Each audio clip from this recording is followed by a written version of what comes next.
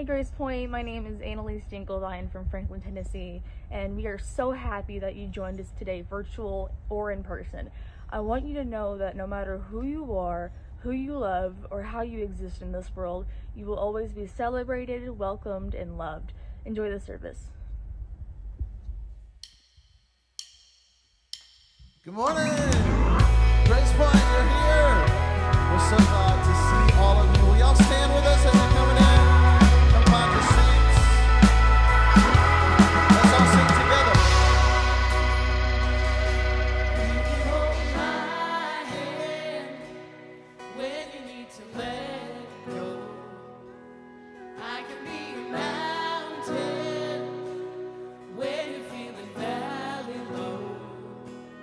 I can be a street light showing you the way home. You can hold my hand when you need to let go. Come on, sing it. I want a house with a crowded table and a place by the fire for everyone. Let us take on the world while we're young and able, and bring us back together when the day is done. If we want a garden, gonna have to sow the seed. Plant a little happiness when the roots dry. If it's love that we give, then it's love that we reap. If we want a garden, we're gonna have to sow the seed. And I want a house with a crowded table and a place by the fire for everyone. Let's take on the world while we're young and able, and bring us back together when the day is done.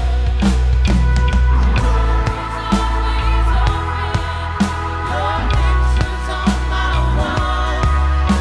Everyone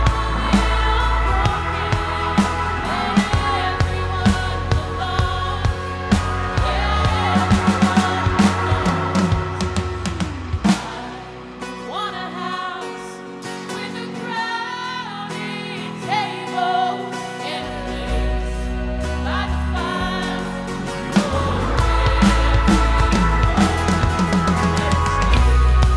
On the world while we're young and able, and bring us back together when the day is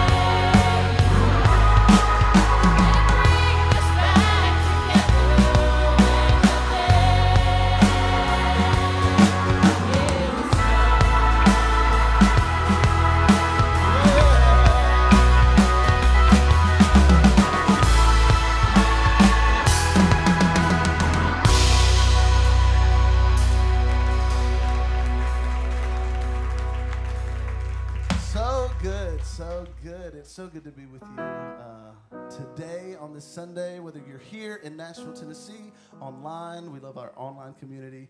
My name is Ricky. I am the Music and Arts Director for Grace Point Church. Thank you. Oh, please stop. My pronouns are he, him, and I just love this part of the week to be able to get here, connect with such beautiful people. Everybody here belongs. So, just know that you're safe.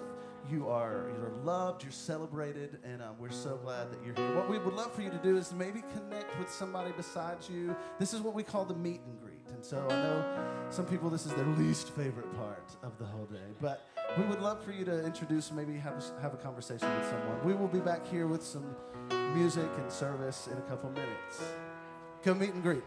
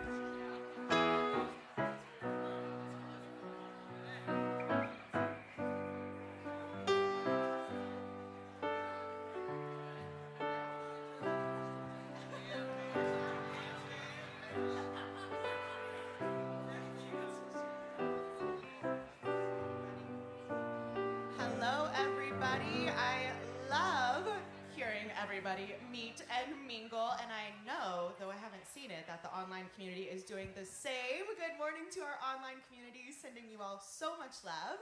My name is Hunter, and my pronouns are she, her, hers, and I have some announcements for us this morning. There's quite a few, but rest assured, all the info, all the links you need, the dates are on the QR code. So scan the QR code. You'll get all the links you need. You also can scan the QR code and sign up for the connection card.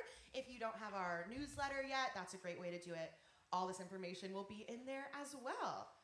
Alrighty, so just a word for our students. You guys are not meeting today. You're gonna stay in here so we can hear from our fabulous guest speaker. So just hang out in here today. Also, we have Common Ground, which is our 30s and 40-somethings group. They're meeting, yes, for Common Ground. Sorry to cut you guys off, big woo. Big woo. They're meeting this Tuesday at Hunter's Station. More details at the link, time, all that stuff. And just a reminder that we have Reimagine happening on Wednesday nights via Zoom. It's our weekly gathering, time to meet with in-person folks, online folks, and ask questions, talk, get to know each other. We also have the Young Adult Meetup, our 20s and 30-somethings. Leaving room for the woo this time. Meeting this Thursday at Tailgate Brewery. Great way to get connected there. Also, for Grace Point Kids, we're hosting a training for all volunteers on Sunday, February 12th. So coming up in a couple weeks. If you're interested in serving with Grace Point Kids, which is a good time, good time, then reach out to Tiffany for more info. Their information is on the website. Send them an email, click the link, all that good stuff. Also, we are launching a new group. Woo. Big woo. You don't know what it's for yet, but that's exciting. For the members of the LGBTQIA+ community. So we're focusing on that. It's gonna be so fun. Fill out the form on the Connect card for more information on that if you're interested. And finally, we have a new book study that's gonna be facilitated by Amanda.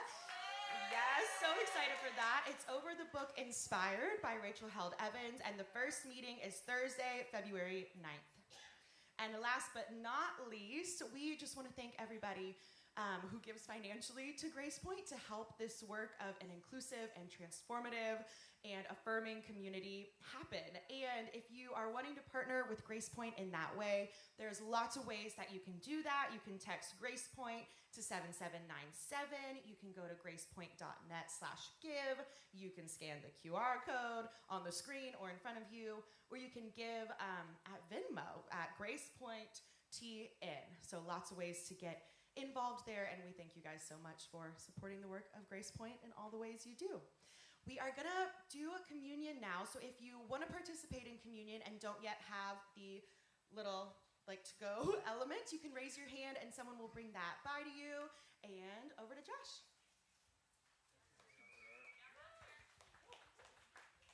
Good morning, Grace Point. We're so glad you're here in person and online with us.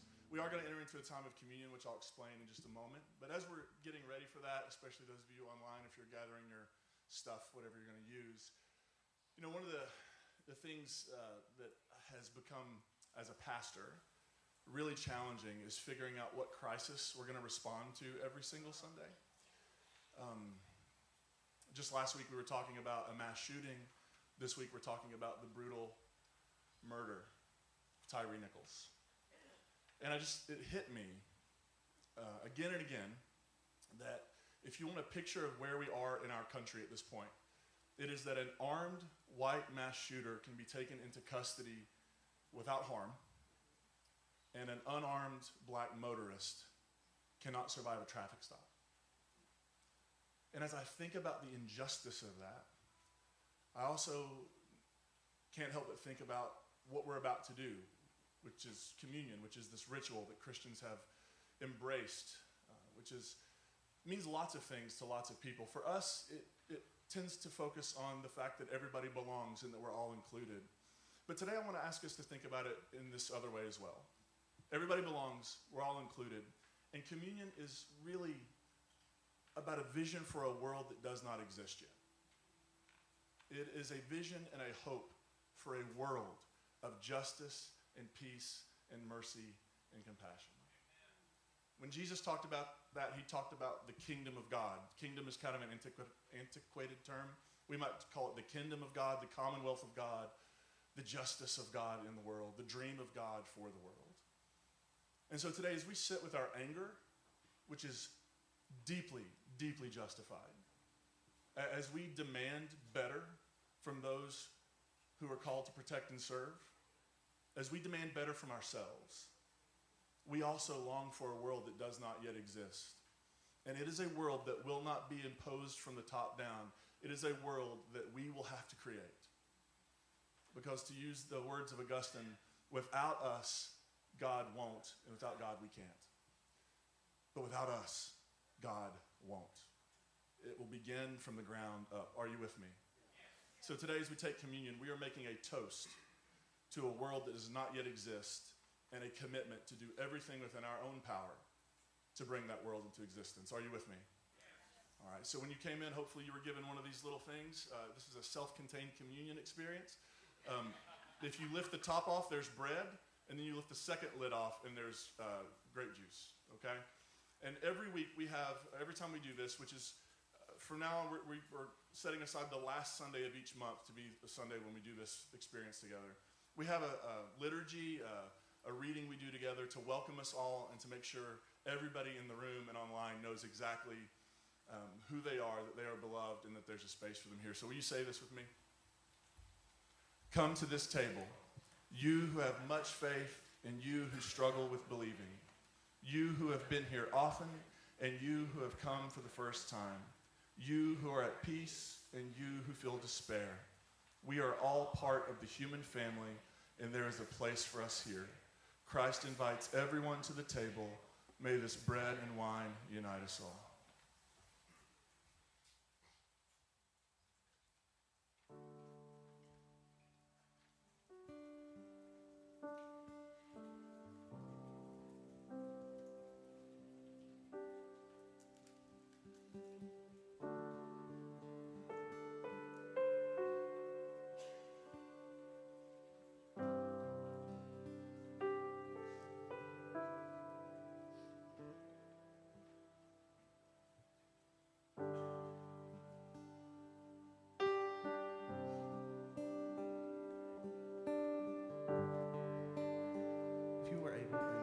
Will you stand with us?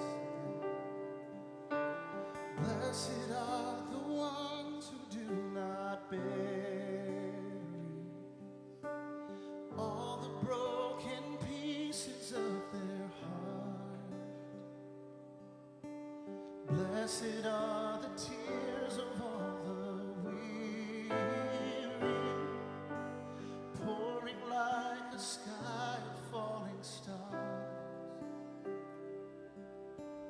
Blessed are the wounded ones in mourning, brave enough to show us all their scars. Blessed are the hurts that are not hidden, open to the healing touch of God. The kingdom is yours. The kingdom is yours.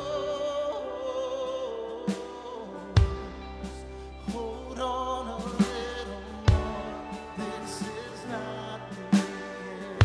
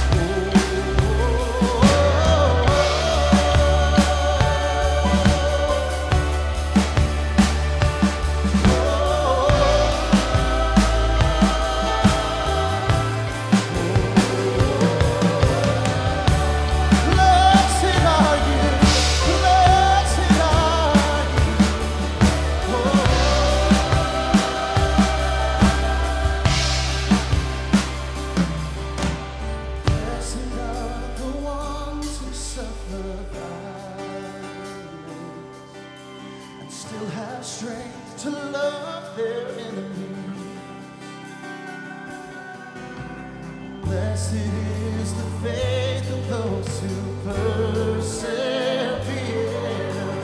Though they fall, they'll never know defeat.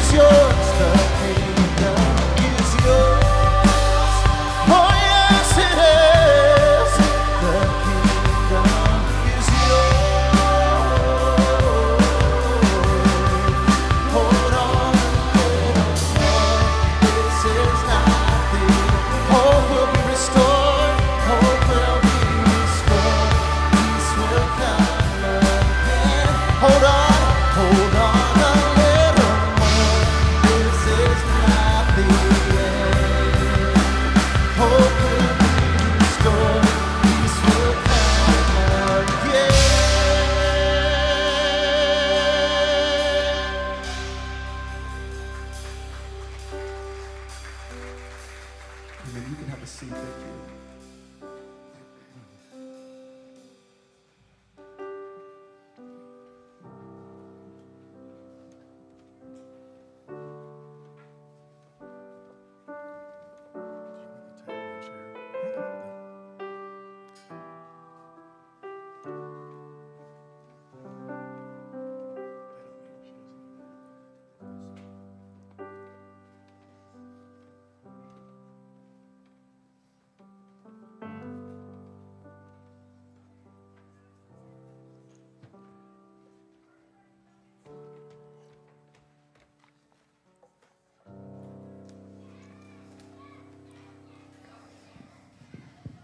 Well, as you may know, we're in a series called Epiphany, Learning to See Differently, and I'm so excited to welcome a friend to speak to us this morning. I'm going to give you her bio, and then I'll say something about her personally. This week we welcome Dr. Paula Stone Williams to Grace Point. Paula is an author and internationally known speaker on gender equity, LGBTQ advocacy, and religious tolerance. She's also a pastor and pastoral counselor in Boulder County, Colorado. Paula has been featured in the New York Times, TED Women, TED Summit, TEDx Mile High, Red Table Talk, the Denver Post, New York Post, New Scientist Magazine, radio, you get it, right? Paula is super accomplished, and many other media outlets. Her book, As a Woman, What I Learned About Power, Sex, and the Patriarchy After I Transitioned was released last year. And let me just say, I've known Paula for quite a while now, and she has been one of the biggest encouragers, a dear friend, one of the most brilliant minds, and one of the best preachers you are ever going to hear. So will you join me in welcoming Paula as she comes?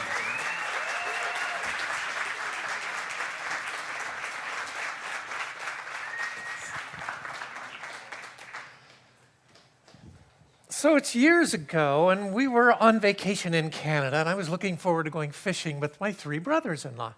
And John and I got on our boat. We started rowing up the St. Lawrence River. We were not making a lot of progress. The wind was against us. On the other hand, we were definitely making more progress than my other 2 brothers-in-law, Dave and Tom, in their boat. Now, Dave was rowing just as hard as he possibly could row, but it looked to me like he wasn't going anywhere at all. Fact of the matter was that David was not going anywhere at all. You see, he was still tied to the dock. Here he was, rowing for all he's worth, trying to pull all of Canada behind him. And, what made it even better is he was a university president. Just looking like a fool. John and I laughed so hard, we just about turned our boat over. Funny things happen in boats, and it's always been intriguing to me that some of the most important lessons the disciples ever learned were epiphanies they gained when they were in boats. And yes, that's right. We're going to talk about a couple of those boat stories this morning because it's true. Important lessons are learned in boats. Our first boat story comes in the 4th chapter of the Gospel of Mark. Jesus had just completed 8 mini parables. He was ready to head back across the Sea of Galilee. He got in the back of the boat. The disciples are in the front of the boat. They head across the Sea of Galilee, and a terrible storm kicked up just like that, which, as I understand it, is not all that unusual on the Sea of Galilee, only this storm was worse than usual. Waves are crashing against the bow of the boat. The wind is whistling through the boat. The disciples thought, well, this is the end. We're going to die right here in the middle of the Sea of Galilee. And they turned to the back of the boat, and there was Jesus, sound asleep. Don't you just hate it when someone has the capacity to be completely and utterly comfortable in the midst of what you were convinced are dire circumstances? So, I don't know, about 10 years ago, I was with my friend, and we were headed across the Great South Bay in Long Island, New York, where I still lived at the time. And we were on our kayaks, and it was late November, but one of those really, really warm late fall days. So we didn't wear our wetsuits, and we were going to this favorite inlet on the other side. And we were still a little bit of a ways from it when we got hit by a trailing wave. And it turned over both of our kayaks. Now, we had really stable kayaks. So once they go over, you're not flipping them back up. You've only got one option, a wet exit. Now, to do that, you have to pull up on the front of the spray skirt, push yourself out of the kayak like you're taking off a pair of pants, and you have to do all of this while you're upside down under the water.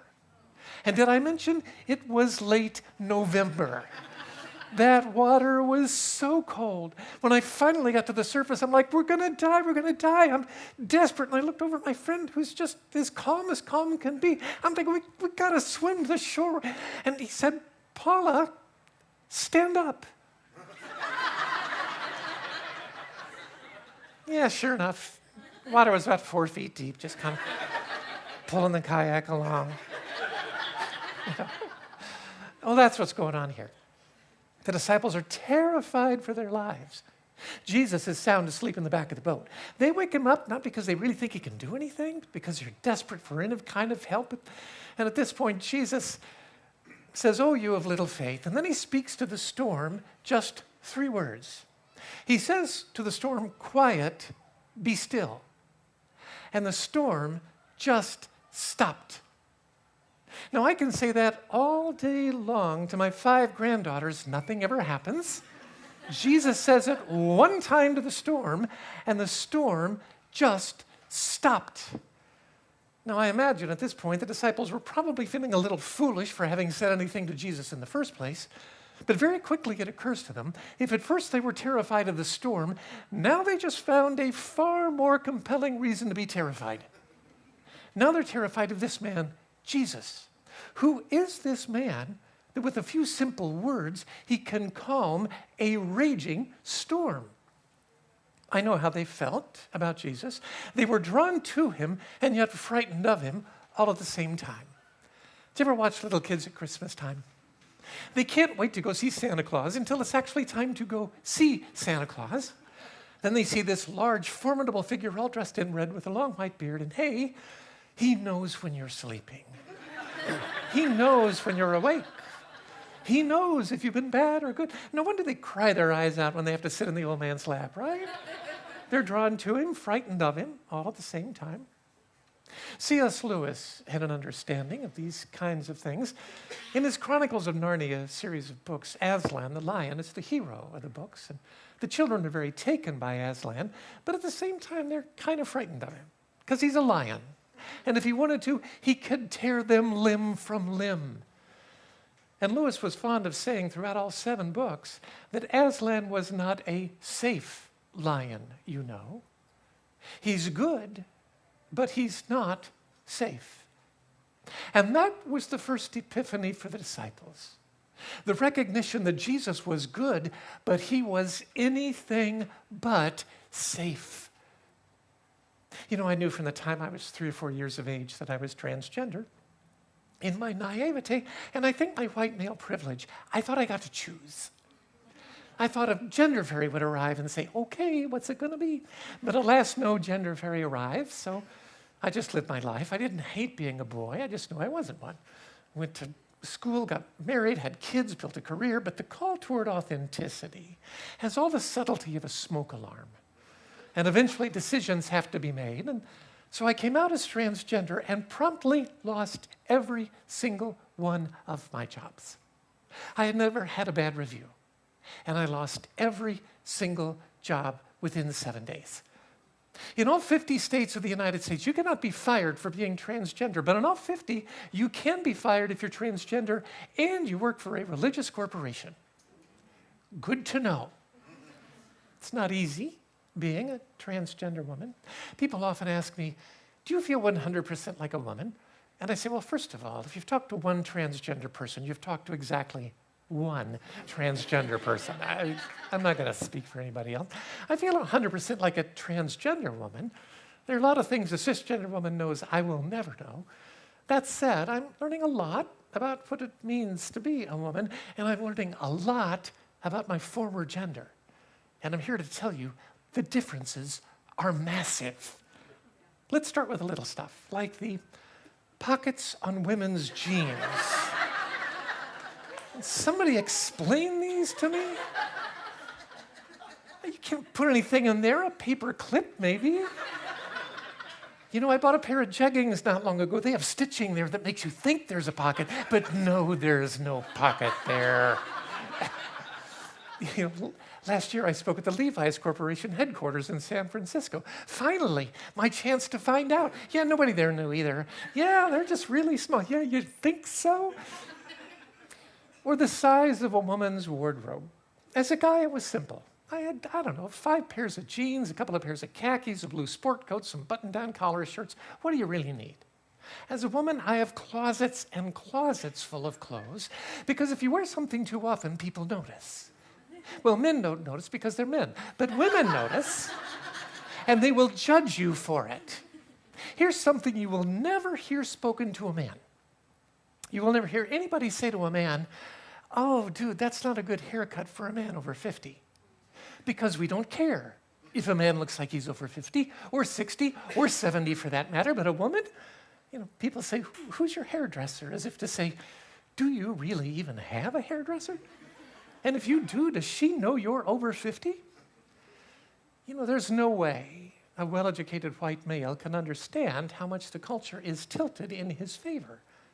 How much he starts closer to the finish line than anyone else. There's no way he can understand that because it's all he's ever known and all he ever will know.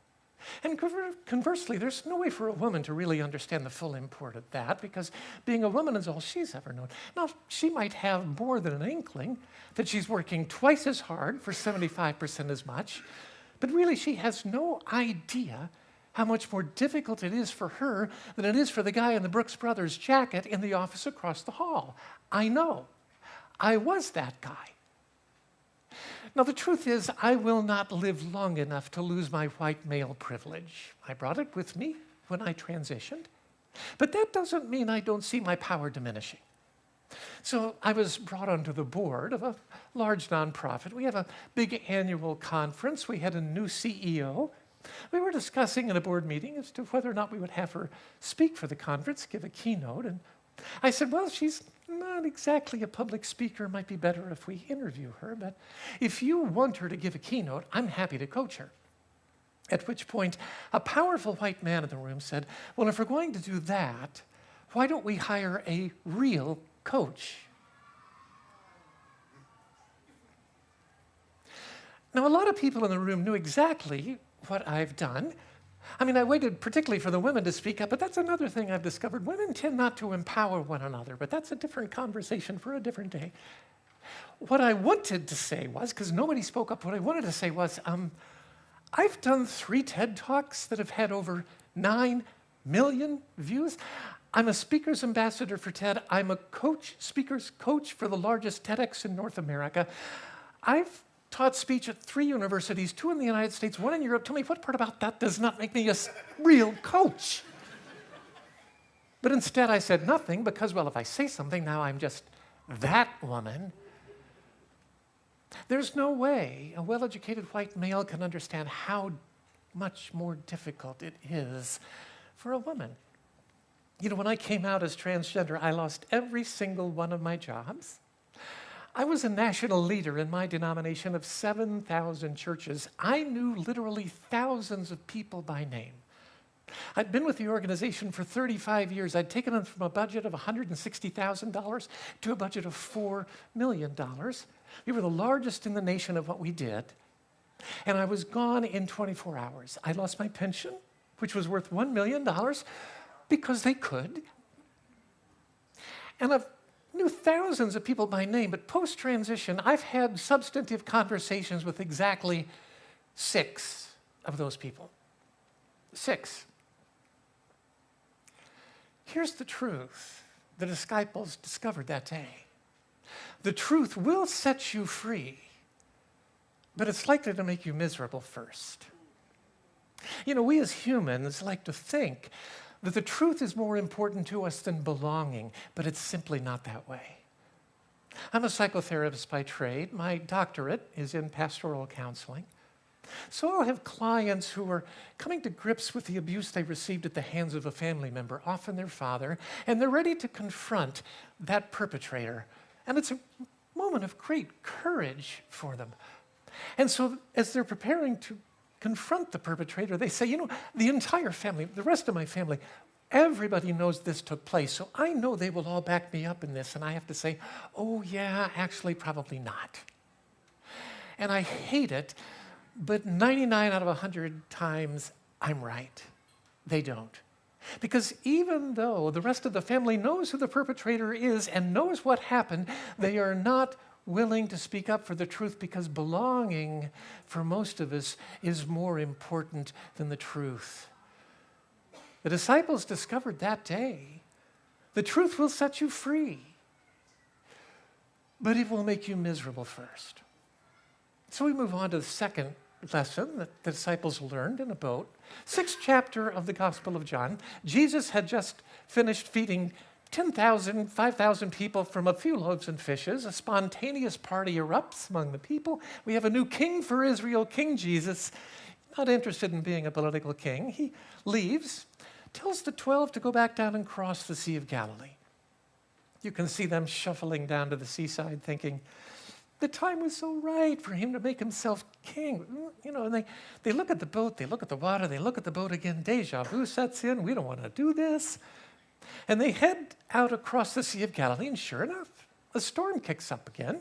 Only this time there's no Jesus sound asleep in the back of the boat. And they look out on the water, and a ghost is walking toward them. The ghost speaks. He says, "Take courage, it is I." Interesting word, courage. I always thought to be courageous meant to step forward without any fear whatsoever. Finally, it occurred to me, that's not courage, that's stupidity. Courage is stepping forward even though you are absolutely terrified with fear. And Peter, rather courageously, thought he'd heard that ghost before. And he said, "Lord, if that's you, tell me to walk to you in the water." So Jesus said, "Okay. Walk to me in the water." And Peter got out of the boat, and he walked on the water. You ever done that? I've never done that. I don't know anybody who's ever done that. Well, no, actually, I take that back. You know, I grew up in northern Ohio and used to go to this church camp, Round Lake Christian Assembly, called that because it had a big round lake.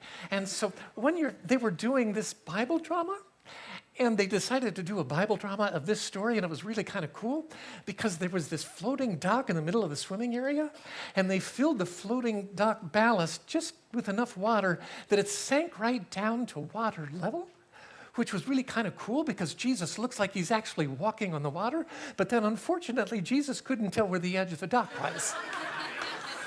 And he falls into the water, and then to make things worse, Jesus doesn't swim all that well. So the disciples in the boat had to save him, which kind of destroyed the impact of the entire thing.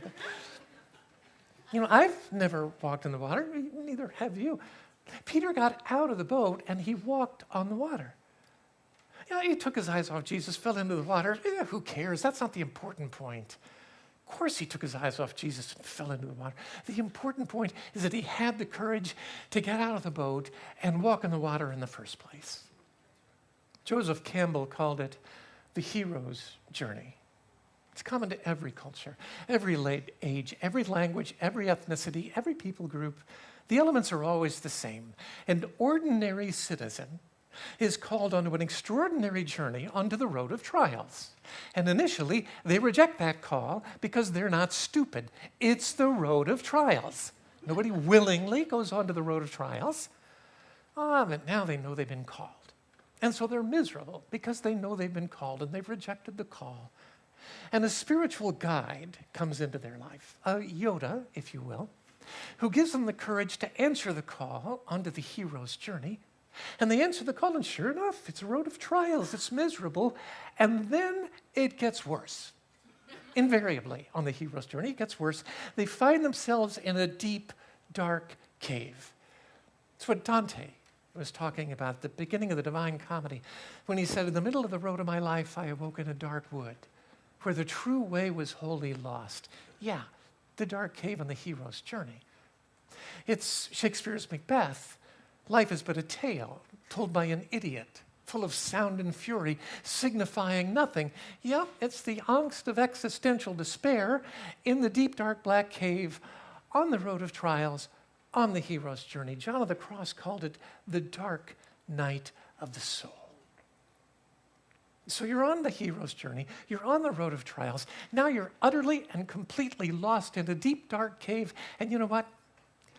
It's okay. It's all right. Because lost, well, lost is a place too. That's right. Lost is a place too. And there are things you can learn in the place called lost you simply cannot learn any other way. A certain kind of wisdom you can gain in the place called lost you simply cannot gain any other way. And sometimes you got to spend a long time in that place called lost.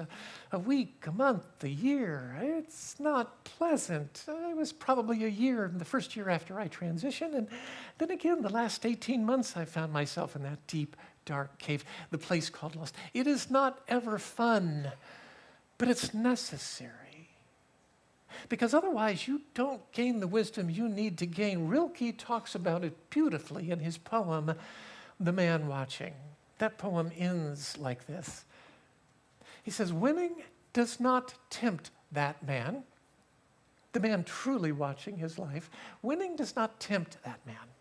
This is how he grows, by being defeated decisively by greater beings. So yeah, you're in this place called lost, but lost is a place too. And so you spend the time you have to spend there, and finally you see the light at the end of the tunnel. And this time it's not an oncoming train, thankfully. And so you get out on the normal, ordinary road of trials, which now feels like nothing, given what you just went through. And then finally on the hero's journey, you get to the golden truth, the ending piece, the holy grail, the pearl of great price. Only you realize when you get there that the Holy Grail is actually not the end of the hero's journey. You actually have to take that and bring it back and give it as an offering to those from whom you have departed. Only then are you free to go. Now here's the thing. Every last one of us has been called onto the hero's journey. Every one of us. The question isn't whether you've been called. The question is whether you'll find the courage to answer the call onto the hero's journey. And here's the thing about the call onto the hero's journey. It will always be to an area of your giftedness. All of us have 3 different levels of abilities. I'm using these terms arbitrarily, but first we have abilities. And ability is something you're good at, but you really don't like.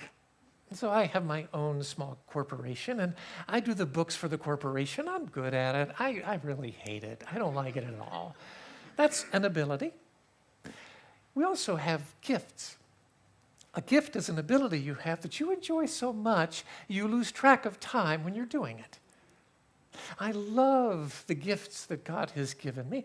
One of my gifts is writing. I really love writing, lose track of time doing it. I love being a therapist.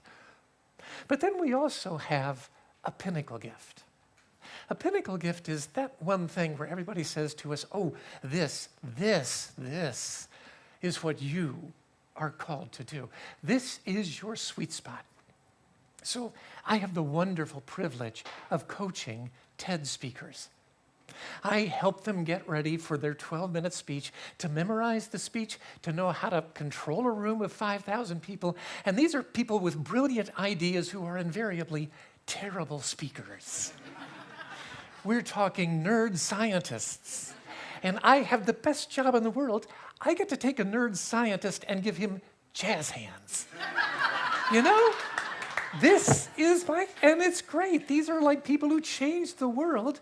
And I get to be the last one they see before they go on stage, the first one they see when they come off. Yeah, that's my pinnacle gift. That is my sweet spot. Now, we will always be called to the realm of our gifts or our pinnacle gifts. A lot of us ask the wrong question. We say, what does the world need? Not the right question. The right question is, what is my passion? Because what the world needs is people working within the realm of their passion. And then you will, in fact, meet the needs of the world within that realm. So the right question is, what is it that brings me alive? And so a call comes into your life. And you think to yourself, oh, joy of choice, this is what I've been waiting for. This is exactly what I've always wanted to do. Yes, I must say yes. Yeah, that's not your call. That's somebody else's call. Because your call is always going to elicit the exact same response every single time in the hero's journey. Your call is going to make you say, oh, what? You want me to do that? See, because your call will always be within your realm of giftedness, but it will be to a place you don't think you have the ability to go because you've never been there before. And the truth is, you don't have the tools you need because you've never been there before. That's how it works on the hero's journey. You're utterly, completely terrified. That's because you don't have the tools you need to win the battle. You will gain those tools in the midst of the battle. Take a look at every one of the great myths. Beowulf has to go down into the deep, dark, black lagoon to fight the mother of Grendel. And he takes King Hrothgar's sword and helmet with him, and they are useless. How does he defeat the mother of Grendel? With a sword he finds in her bedroom on the wall attached to a chain. Always we will find the tools we need in the midst of the battle. And so every time you're called onto the hero's journey, it's always a moment of terror because you have the gifts, but you don't have the tools. You will gain the tools in the midst of the battle. Still, you must say yes. Everybody is called onto the hero's journey. People generally know where they're called. You know, as a therapist, I will ask people where they're stuck. And invariably, they can tell me where they're stuck. People know where they're stuck, they just don't know how to get unstuck. My job as a therapist is not to give them answers. I have no answers. My job is to help them remove the obstacles that are stopping them from finding their own answers. It's to help them get unstuck. And once they're unstuck, we can talk about their call. And the call will always be within your realm of gifts, but it will also always terrify you. And so the question I have for you this morning is, to what are you called right now? You're called. You know what you're called to. What's stopping you from answering that call? I'd like to end with a poem of Mary Oliver, The Journey. One day you knew what you had to do and began, though the voices around you kept shouting their bad advice. One day you knew what you had to do and began, though the voices around you kept shouting their bad advice, though the whole house began to tremble, and you felt the old tug at your ankles. Mend my life, each voice cried, mend my life. You didn't stop. You knew what you had to do, though the wind pried with its stiff fingers at the very foundations, though their melancholy was terrible. It was already late enough, and a wild night, and the road full of fallen branches and stones. But little by little, as you left their voices behind, as you left their voices behind, as you left their voices behind, the stars began to burn through the sheets of clouds, and there was a new voice, a new voice, a new voice, which you slowly recognized as your own, that kept you company as you strode deeper and deeper into the world, determined to do the only thing you could do, determined to save the only life you could save. Will you pray with me? God, thank you for coming to earth and showing us that you are good but not safe. Give us the courage to answer the call into the hero's journey. Give us the discernment to see what that call is and the wisdom to take us through the dark night of the soul that will enable us to answer that call. Give us the strength, God, to say yes. For this is our prayer in the name of Christ. Amen. Can we thank Ms. Paula? Thank you so much.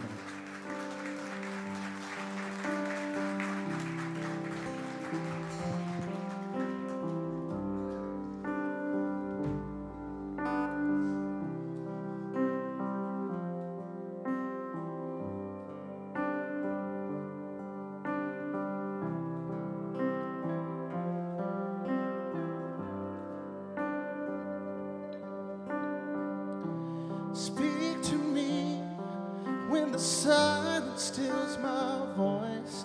You understand me. You understand me. And come to me in the valley of unknowns. You understand me. You understand me. You understand me, God.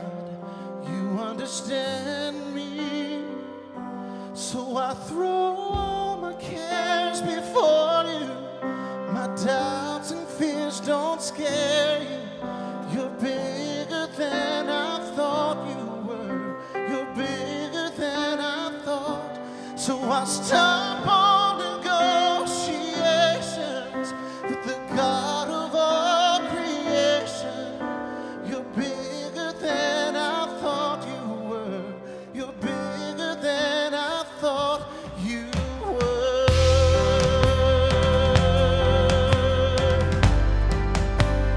Oh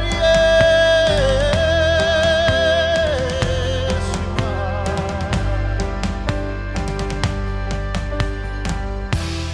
I believe, but help my unbelief.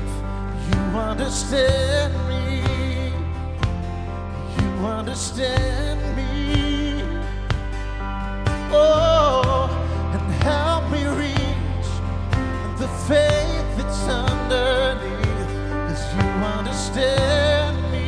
Yeah, you understand me. 'Cause you understand me, God. You understand. We all stand and sing this with us. So I throw all my cares before you. My doubts and fears don't scare you. You're bigger than I thought you were. You're bigger than I thought. So I stop all negotiations with the God of all creation. 'Cause you're bigger than I thought you were. You're bigger than I thought you were. Oh yes, you were. So much bigger, God. Oh, I will rest in your loving hands. Leave the rest in your loving hands.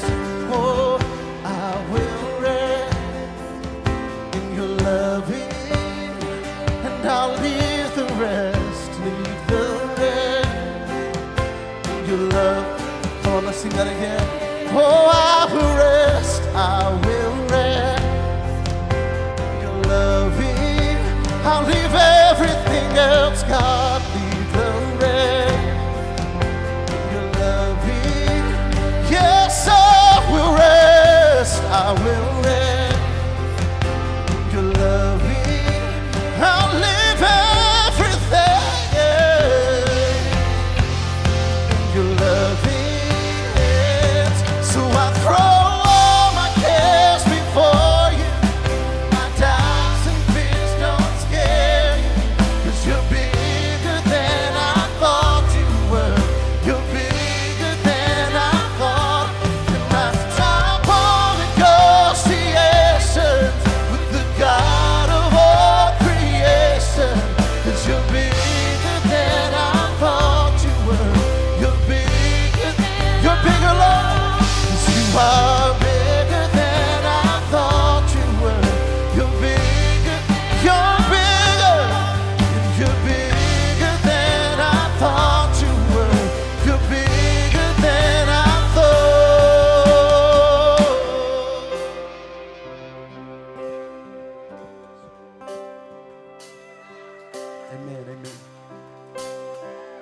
We'll close you out today. Can we thank Miss Paula again? Amazing, amazing. Thank you so much for being with us today. You all, I was caught up in the song. I was caught up in the moment and that message. Thank you again, Paula. I just want to say, Grace Point, if you have a few minutes after the service and can help us put back the tables and chairs, we would so appreciate it.